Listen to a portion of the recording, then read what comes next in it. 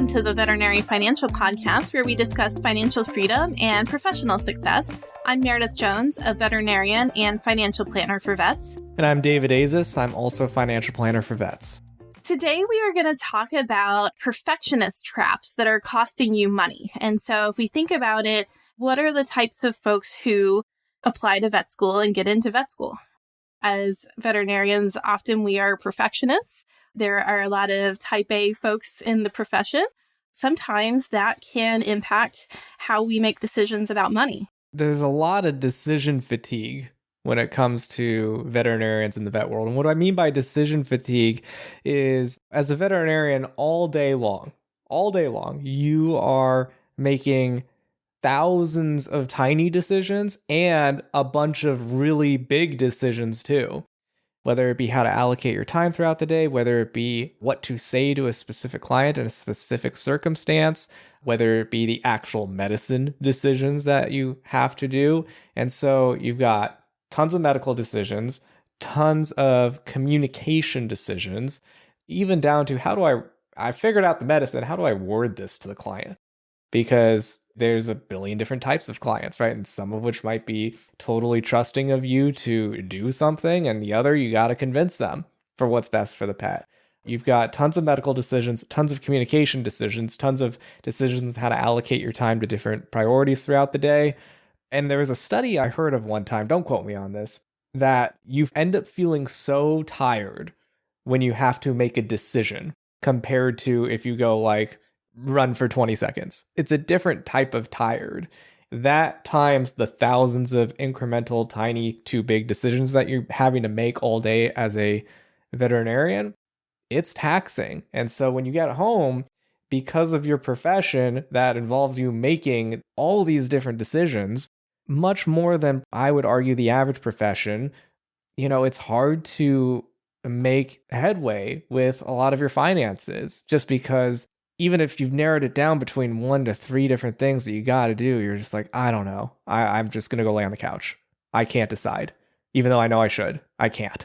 This dichotomy of being both a perfectionist, so trying to find the best decision, but then being too tired to make any decision because you've been deciding things all day long, just leads to a lot of stalemate in financial planning sometimes.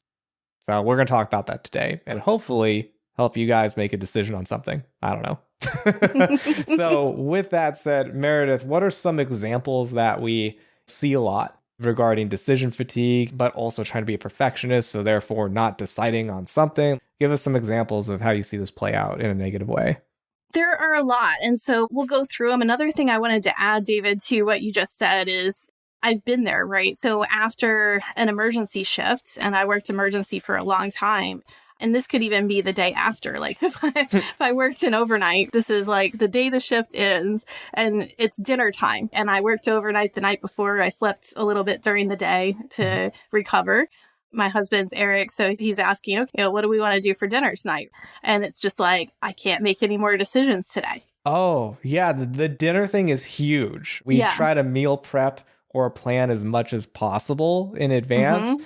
Not just because it saves money, which it does, but also because if you don't, we might literally starve because neither of us, me or my wife, have the energy to decide anything. Yeah, the dinner thing is real. Trust me. Mm-hmm. Yeah, meals for the week and planning ahead and grocery shopping and what meals we want to plan ahead for this week. There's a lot of fatigue there because all we do all week is make decisions. So ways that this can affect finances. So one example, and this is a simple example, and then we'll go into some more complicated ones, but just high yield savings accounts. We meet with, for example, a new client and we start talking about high yield savings account. Maybe a new client doesn't have one of those yet to set aside money for their emergency fund, for example. Sometimes they don't have one yet because they've been waiting for time to research what's the perfect high yield savings account. Yeah, definitely very easy to spin your wheels on that or any finance thing related, but it's very common. I'll meet with tons of vets who know what a high yield savings account is, know how it works, and know that they should probably keep whatever cash that they plan on keeping in cash in that. or the majority of it, keep a regular checking account for regular bills or whatever. But like, they know about it, they know how to use it, and they know why it's good, and they still won't have it. And I'll ask why, and they're like, I don't know. Then I'll literally say, is it because decision fatigue? Like, we just can't make a decision on it? And they're like, yeah, please just tell me what to do. I can't. I don't know what to pick. And so I will give 2 to 3 different options and then say, research more if you want. But like, if your problem is that you don't want to do that, here's 2 or 3 different options. They're all the same. I don't care. Right. If you can't pick one after 5 minutes, literally put it on the wall, take a piece of paper, write it down, and just like throw a dart at it. Doesn't matter. And then it gets done. Yeah, it's actually really, the high yield savings account example is really common. Yeah, and as we record this, high yield savings accounts are generally all sitting at around between 3.7 and 4%. Picking one versus the other isn't really going to move the needle that much on the interest piece of it. And so then it's more of, do you prefer like Ally that's got buckets, or do you want just one that is on the higher end of that range? There's not a lot of difference between them for the most part. Yeah, just pick one. The only bad one, I guess, would be I had a client send me one that's at like 5. And we're recording this as of February 18th, 2025. So rates used to be upwards of 5%. Now, again, the high end seems to be 4%-ish. I had a client email me, well, it wasn't one of my options I gave them. They were like, well, what about this one? And it was a company I'd never heard of before. They had some bad reviews. Some of the reviews are like, well, it was hard getting the money out. And I was like, okay, well, probably don't want to do that one then. There's like 3 to 6 very well-known ones. Just pick one. The only wrong pick is a sketchy one. Other than that, it shouldn't really matter. All right. What's another one, David? Waiting for like the perfect time or investment choice to start contributing to your 401k. We've seen this a lot where, for example, a veterinarian will be offered a 401k through their workplace. They'll even be offered a match on their 401k. So that's free money. But they start setting it up and they don't know what investment choice to choose. Then they start researching there's 20 different funds and they start researching all of them. And then they're like, what does all this jargon mean? Oh, what's an expense ratio? Well, let's research that. Yeah, all of that stuff, it does matter. And it is important to pick the right investment for your case. But something is better than nothing, especially if you're getting a match. And so even if you picked the worst investment option, and you weren't sure how much you should contribute, or you weren't sure Roth versus pre-tax, or all those different variables, literally just picking something is better than looking at all those variables and being like, oh gosh, I'm not going to do this now. I'm going to wait a month so that I can research. You would have made more money just off the match doing it sooner rather than later, even if you picked the absolute worst investment choice and picked pre-tax when you should have done Roth, or Roth when you should have done pre-tax. That doesn't matter until after you're already doing it. Just do it first, then do the research later, because you can always change it too. Yeah, you can always change it. And sometimes it's not 1 month, David. Sometimes it's 6 months. Yeah, it's like years sometimes. Yeah. So like David was saying, if you're missing out on the match, you're missing out on free money that your employer was perfectly willing to give you. You could literally pick anything. The other thing that is not widely known is that you can switch investment options within your 401k. So let's say you just picked something, you did what David just said, and you picked something, and then later you learned more and you learned that, okay, maybe you didn't pick what you ultimately want to go with moving forward. You can switch the investments, and there's not going to be a tax implication for switching investments within a 401k while you're still working. I've had a lot of clients misunderstand or think that the 401k works like your other benefits might, where, oh, like for health insurance, many times you can't make changes until open enrollment time. And they thought that that would be the same thing with their 401k. No, if you have access to your 401k and you're eligible and you've got the portal set up, you can change your contribution and what it's invested in at any time, as many times as you want, generally. Yeah, generally. The only exceptions I've seen would be there's a few private practices out there where you might have to fill out paperwork for the plan administrator separately. But most of the time, if it's a well-known custodian like Fidelity, for example, you can just log in and make the change. Yeah. So just start and then worry about the details later. It's kind of like going to the gym. I'm no gym rat. Don't get me wrong. I need to go more. But I've been on a good kick lately and I've lost some pounds. And so Awesome. you don't need to worry about the personal trainer. You don't need to worry about the exact sets that you're going to do or the exact optimum thing to do at the gym. Just frickin' go. That's the first 90% of success. The last 10% is then optimize that as you go along. Same thing with investing. Just frickin' go. Worry about the details as you go. Make changes as you need to as you start. Don't listen to me for gym advice. That's silly. Okay, so next one, I'm going to want to hear some more from you, David, about this one. So next one is related to the one that we just talked about.